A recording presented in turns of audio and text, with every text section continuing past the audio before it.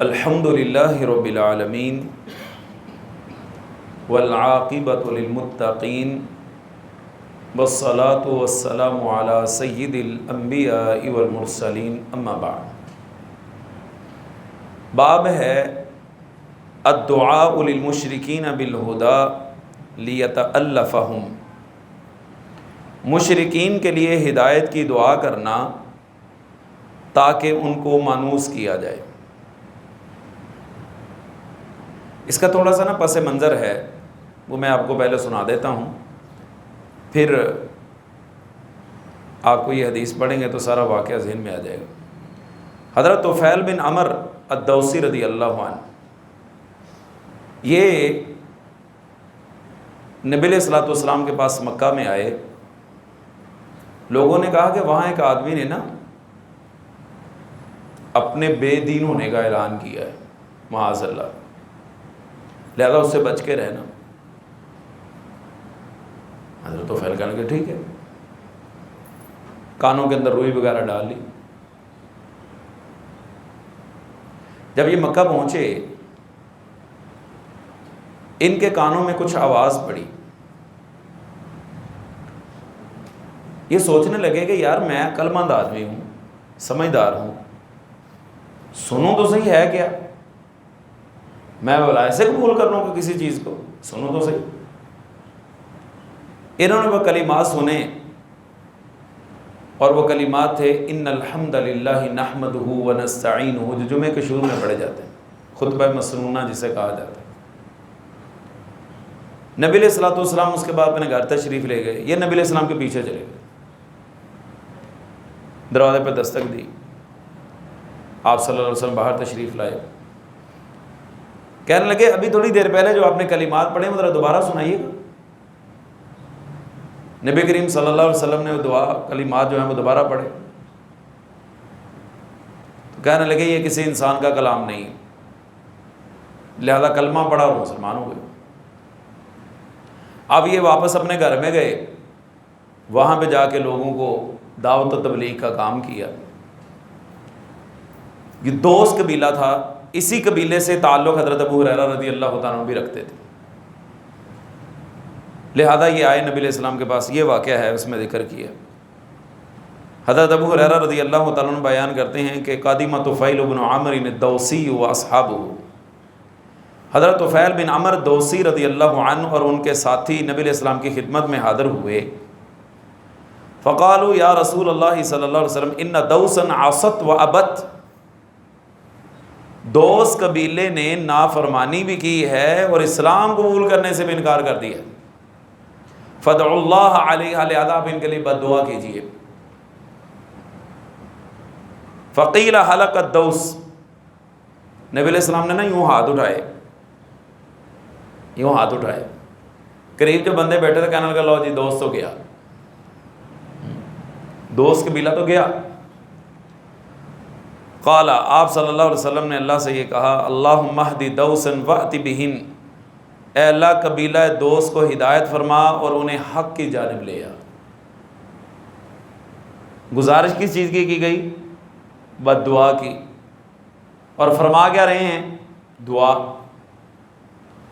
نبی علیہ الصلوۃ والسلام مشرکین کے لیے اس وقت تک بد دعا نہیں کرتے تھے جب تک کہ ان کی تکلیفیں حد سے نہیں بڑھ جاتی تھیں۔ سیدنا ابو ہریرہ رضی اللہ تعالیٰ عنہ کی والدہ کا واقعہ ہے۔ ان کی والدہ نبی علیہ السلام کے بارے میں بڑے عجیب کلمات کہتی تھی۔ ایک دن کہنے لگے اللہ کے رسول صلی اللہ علیہ وسلم میری والدہ کے لیے دعائی کر دیں۔ حضرت ابو ہریرہ رضی اللہ تعالیٰ عنہ نے جب نبی علیہ السلام نے ہاتھ اٹھائے نا، کہتا میں نے دوڑ لگا، میں نے دوڑ لگائی کہ دیکھوں کہ پہلے میں گھر پہنچتا ہوں کہ نبی علیہ السلام کی دعا پہنچتی۔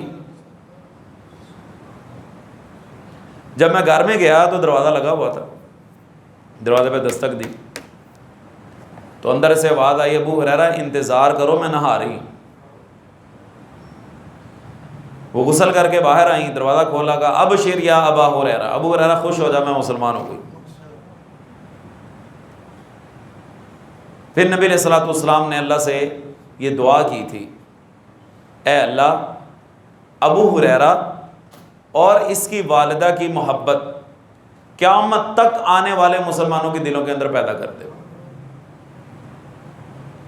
گویا کہ حضرت ابو ہریرہ رضی اللہ تعالیٰ عنہ کے ساتھ محبت ایمان کا معیار ٹھہر گیا۔ جو بندہ ان سے محبت کرتا ہے وہ مومن ہے، جو محبت نہیں کرتا اس کا شمار کسی اور طبقے میں، کیونکہ خود نبی علیہ الصلوۃ والسلام نے دعا فرمائی کہ اللہ ابو ہریرہ اور اس کی والدہ کی محبت تمام مومنوں کے دلوں کے اندر پیدا کر دے۔ لیکن ایک طبقہ ایسا ہے جو حضرت ابو ہریرہ رضی اللہ تعالیٰ سے بھی خار رکھتا ہے، اور سیدنا ابو ہریرہ رضی اللہ تعالیٰ کا تعلق بھی اسی قبیلے دوس کے ساتھ تھا۔ تو باہر کیف نبی علیہ الصلوۃ والسلام عام طور پر بد دعا نہیں فرمایا کرتے تھے۔ طائف کا واقعہ بڑا مشہور ہے کہ کس طرح آپ کو اذیت دی گئی، اور یہ ایسا واقعہ تھا جو نبی علیہ السلام پوری زندگی کبھی بھولے نہیں تھے، آپ کو ہمیشہ یہ یاد رہتا، اور جب جب یاد آتا تھا اس وقت تک آپ یاد کر کے تکلیف محسوس کرتے تھے۔ سیدہ عائشہ رضی اللہ تعالیٰ عنہ نے ایک دن پوچھا تھا نا نبی علیہ السلام سے کہ اے اللہ کے رسول صلی اللہ علیہ وسلم، کیا احد سے زیادہ سخت دن بھی آپ کی زندگی میں کبھی آیا؟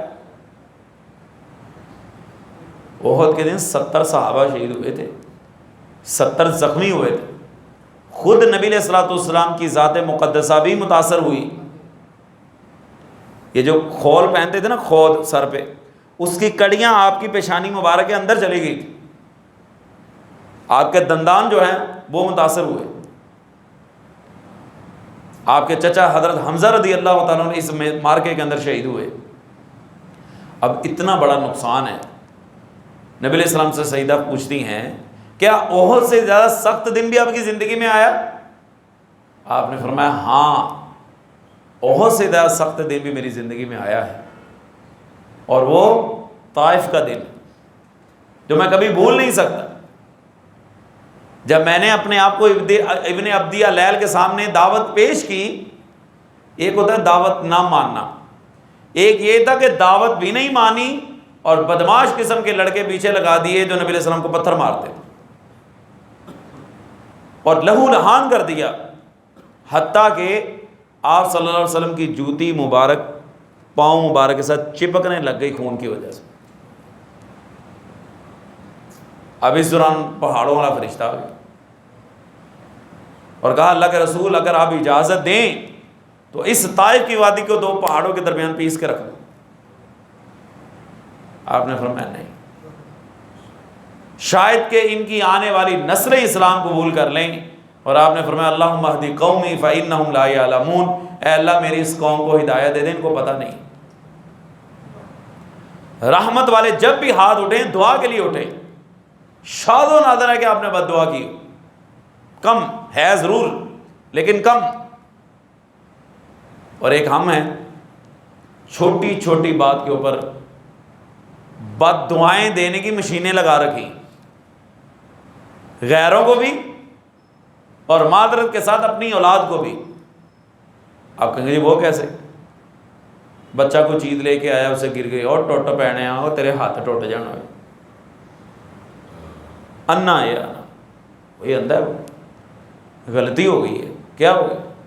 اللہ کر کے تیرے ہاتھ ہی ٹوٹ جائے اور تیرا بیڑا ہی غرق ہو جائے اور پھٹے ہی منہ تیرا اور لعنت تیرے اوپر۔ یہ بددعائیں دیتے کہ نہیں ہم؟ آپ کو میں ایک بات عجیب بتاؤں، نبی کریم صلی اللہ علیہ وسلم نے پوری اپنی حیات طیبہ میں اپنی ذات کے لیے کبھی کسی سے انتقام نہیں لیا۔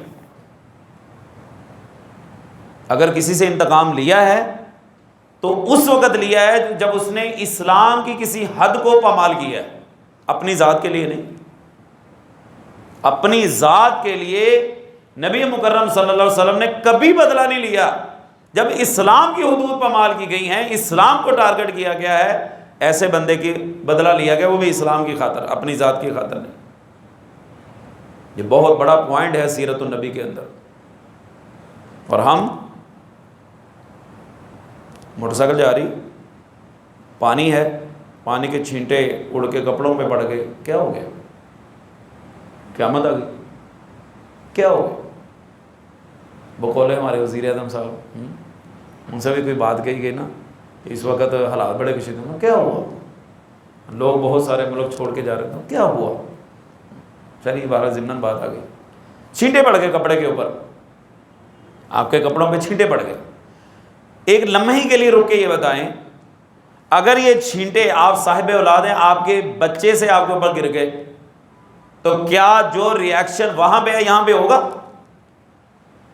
جو عوام الناس کے ساتھ، پبلک کے ساتھ آپ کا ریاکشن آئے گا، آپ برا بلا کہیں گے، آپ گالیاں نکالیں گے، کیا وہی ریاکشن آپ کی بیوی سے آپ کے اوپر کپڑوں کے اوپر کوئی چیز گر گئی، آپ کی والدہ سے گر گئی، آپ کی بہن کی سے گر گئی، کیا وہی ریاکشن رد عمل آپ کا وہاں پہ بھی آئے گا؟ آپ کا قریبی دوست ہے، جگری یار ہے، وہ پاس سے گزرا، چھینٹے پڑ گئے، آپ کے اچانک نظر پڑے، کہتے ہیں یار کیا ہو گیا ہے، کوئی مسئلہ نہیں، کوئی مسئلہ. کیوں؟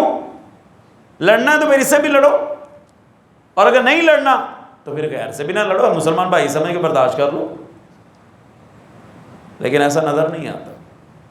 چلیے باہر یہ حدیث اس حوالے سے بڑی اہم ہے کہ ہمیں حد الوسع کوشش کر کے بد دعا سے بچنا چاہیے.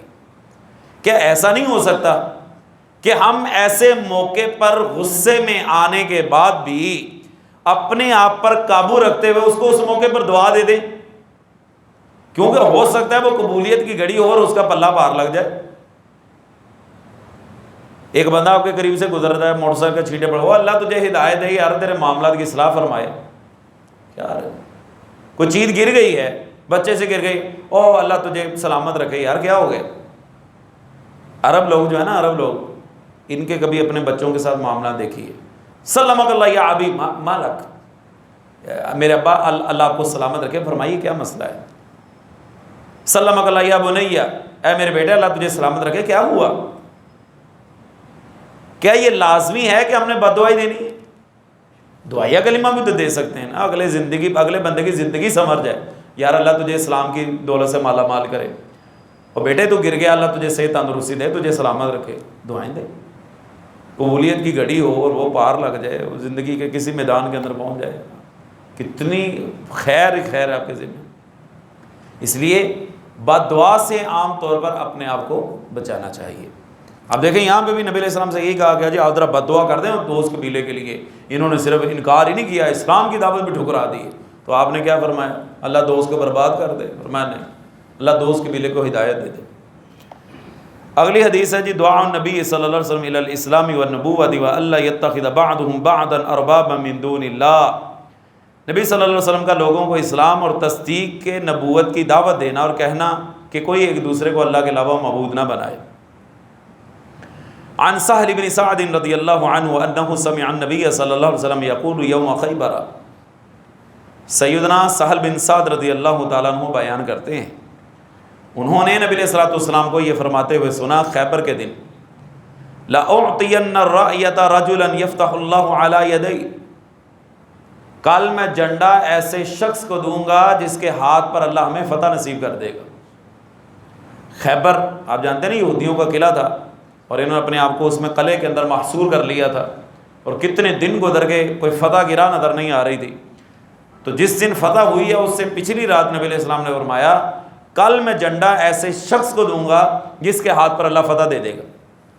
فقاموا یرجون لذلک ایہم یعطی، صحابہ ساری رات اس امید میں کھڑے ہو گئے کہ ان میں سے جھنڈا کس کو ملے گا. فغدوا وکلہم یرجو ان یعطی، اگلے دن ہر بندے کی امید ہے کہ جھنڈا مجھے مل جائے. ایک حدیث میں الفاظ ہیں، آپ نے فرمایا جھنڈا اس کو دیں گے جو اللہ اور اس کے رسول سے محبت کرتا ہے اور اللہ اور اس کے رسول بھی اس سے محبت کرتے ہیں. اگلا دن ہوا، سارے انتظار میں، دیکھیں کس خوش نصیب کا نام آتا ہے. فقال این علی، آپ نے فرمایا علی کہاں ہیں رضی اللہ عنہ. فقیل یشتکی عینیہ، بتایا کہ جو ان کو آشوب چشم ہے، آنکھ کی تکلیف ہے. فامر فدعی لہ، آپ نے حکم دیا کہ ان کو بلایا جائے. فبصق فی عینیہ، آپ نے اپنا لعاب مبارک ان کی آنکھوں میں لگا دی.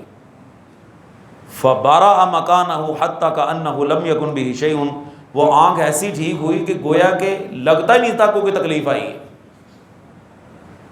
فقال نقاتلہم حتی یکونوا مثلنا، حضرت علی رضی اللہ تعالیٰ کہنے لگے لڑائی کریں ان سے یہاں تک کہ ہمارے جیسے ہو جائیں. فقال علی رسلک، ٹھہرو بھی ذرا ٹھہرو. حتی تنزل بساحتہم، آرام سے چلو جب تک ان کے میدان میں نہ چلے جاؤ. ثم ادعوہم الی الاسلام، جب ان کے ساتھ میدان میں اترو گے نا تو پہلی فرصت میں لڑنا نہیں ہے، ان کو اسلام کی دعوت دینی. وَأَخْبِرْهُمْ بِمَا يَجِبُ عَلَيْهِمْ، اور جو اللہ نے چیزیں ان کے اوپر واجب کی ہیں اس کی اطلاع بھی دینی ہے. فواللہ، اے علی رضی اللہ عنہ، اللہ کی قسم، لَأَن يُهْدَى بِكَ رَجُلٌ وَاحِدٌ خَيْرٌ لَكَ مِنْ حُمُرِ النَّعَمِ، تیرے ذریعے ایک آدمی ہدایت کے راستے پر آ جائے یہ 100 سرخ اونٹ اللہ کی راہ میں خرچ کرنے سے بہتر ہے. ایک آدمی راہ راست پہ آ جائے، ایک آدمی گمراہی کا راستہ چھوڑ کر رب رحمان کے راستے پر آ جائے، اس کے مقابلے میں تم 100 سرخ اونٹ اللہ کی راہ میں خرچ کر دو، یہ اتنی اہمیت نہیں رکھتا جتنا ایک آدمی کا ہدایت پر آ جانا اہمیت رکھتا ہے. کیونکہ سرخ اونٹ جو تھے نا وہ عربوں کے پسندیدہ جانور تھے اور ان کو بڑے مرغوب تھے، پسندیدہ جانور تھے، اس لیے نبی علیہ السلام نے اسی چیز کا تذکرہ کیا جو ان کو پسند تھی. کیوں؟ ایک آدمی ہدایت پر آ گیا تو یہ کیسے بہتر ہو گیا جی؟ اس لیے آپ بالفرض میں نماز نہیں پڑھتا، آپ نے مجھے کہا بھائی نماز پڑھا کرو، میرے دل کے اوپر بات نے اثر کر لیا، میں نے نماز پڑھنی شروع کر دی. اب جب تک میں نماز پڑھتا رہوں گا جتنا اجر مجھے ملنا ہے اتنا ہی برابر کا اجر اس آدمی کو ملنا ہے جس نے مجھے نماز پڑھنے پہ لگایا. اور یہ بات یاد رہی، کسی بھی بندے کو دین کی دعوت دیتے وقت اسلوب ایسا ہونا چاہیے کہ بندہ آپ کے ساتھ چل پڑے، نہ کہ 2 قدم دور، قریب ہے تو 3 قدم دور ہو جائے. مولانا عبداللہ بہاول پوری رحمہ اللہ، غالباً یا عبد المنان نور پوری رحمہ اللہ، ان سے پوچھا گیا کہ اگر کوئی بندہ نماز نہیں پڑھتا تو کیا اس کے ساتھ تعلق ختم کر دینا چاہیے؟ جیسے ہم کہتے ہیں تو نماز نہیں پڑھتا میں نے تیرے نال لڑنا، اگر نہیں، اس کے ساتھ تعلق ایسا بناؤ کہ وہ بھی نمازی بن جائے. اس کے ساتھ تعلق ایسا بناؤ کہ نماز وہ بھی پڑھنے والا بن جائے. ادھر ایک گاؤں تھا، ادھر ایک آدمی نے بات سنائی، کہتا میرا بیٹا نا نماز کے لیے نہیں اٹھ رہا تھا. بزرگ تھے، بابا جی، بابے حضرات وہ بھی جذباتی ہوتے ہیں. وہ فجر کی نماز کے بعد گیا گھر اور جا کے اپنے بیٹے کو اٹھانے لگا، اٹھ نماز پڑھ، اٹھ نماز پڑھ. اچھا ابا اٹھ جانا، اٹھ، ہلے تک ستا پیا تو کافر ہے، ہلے تک ستا پیا تو کافر ہے. بیٹا کہنے لگا ہاں میں کافر ہوں، جا کر جو کرنا ہے. اب اس جملے کا ذمہ دار کون ہے؟ اس جملے کا ذمہ دار کون؟ بھئی یہ کہنے کی کیا ضرورت ہے؟ اس کو پیار محبت سے، بیٹا نماز کا ٹائم گزرتا جا رہا ہے، اٹھ کے نماز پڑھ لو. پتہ نہیں کس کے بارے میں پڑھ رہا تھا، ان کی شادی ہوئی نا تو اپنی بیگم کو 9 سال تک، شادی کے 9 سال بعد تک روزانہ فجر کی نماز جاتے وقت محمودہ بیگم اٹھ کے نماز پڑھ لو کہہ کے چلے جاتے. روزانہ بلا ناغہ جاتے وقت محمودہ بیگم نماز کا ٹائم ہو گیا ہے، نماز پڑھ لو. لکھتے ہیں کہ 9 سال تک میری بیوی نے اٹھ کے نماز نہیں پڑھی، لیکن میں نے اپنا یہ طریقہ بھی ختم نہیں کیا. یہ نہیں کہ جناب چھڑی اٹھا لی اور مارا چل اٹھ کے نماز پڑھ، نہیں تو پڑھ دی، یہ نہیں. کہتے 9 سال کا عرصہ گزرا، اللہ تعالیٰ نے اس کا ایسا دل نرم کیا کہ اب وہ صرف 5 وقت کی نماز ہی نہیں پڑھتی تھی بلکہ نہ تہجد چھوڑتی تھی نہ اشراق چھوڑتی تھی. وہ جس ایسے شعر ہے، مجھے شعر بھی یاد نہیں رہتے، وہ جس نے محبت کے دریا بہائے. محبت، پیار اور اخلاق کے ساتھ آپ جس طرح کسی کو نرم کر سکتے ہیں وہ سختی کے ساتھ نہیں کر سکتے. گھر میں بچہ ضد کر رہا ہے نا، آگے ادھر آؤ میں تمہیں بتاؤں، وہ اور ضد کرے گا. اس کو پیار محبت سے اپنے بیٹا میری بات سنو، وہ کہے گا نہیں میں نے میرا بیٹا. آپ اس کو پیار محبت کریں، گلے لگائیں، دیکھیں 1 منٹ میں مان جائے گا. نبوی طریقہ بھی یہی ہے. لہذا دین کی دعوت دیتے وقت بھی انداز جھگڑے والا نہیں ہونا چاہیے، مقصد پیچھے اصلاح ہونا چاہیے کہ میں نے اس کو صحیح راستے پہ لے کے آنا. جب یہ مقصد ہوگا اللہ تعالیٰ اس کا دل نرم کرے گا. اور جب ہمارے پنجابی میں کہتے ہیں گونگلوں تو مٹی چاڑنی ہے تو پھر نہیں کچھ بننا, تو خانہ پوری گئی چلو یہ ٹھیک ہے. بہرکیف اللہ تعالیٰ ہمیں اس بات کی توفیق دے اور دین کی جو دعوت ہے صحیح معنوں میں لوگوں تک پہنچانے کی توفیق عطا فرمائے. وآخر دعوانا الحمد للہ رب العالمین.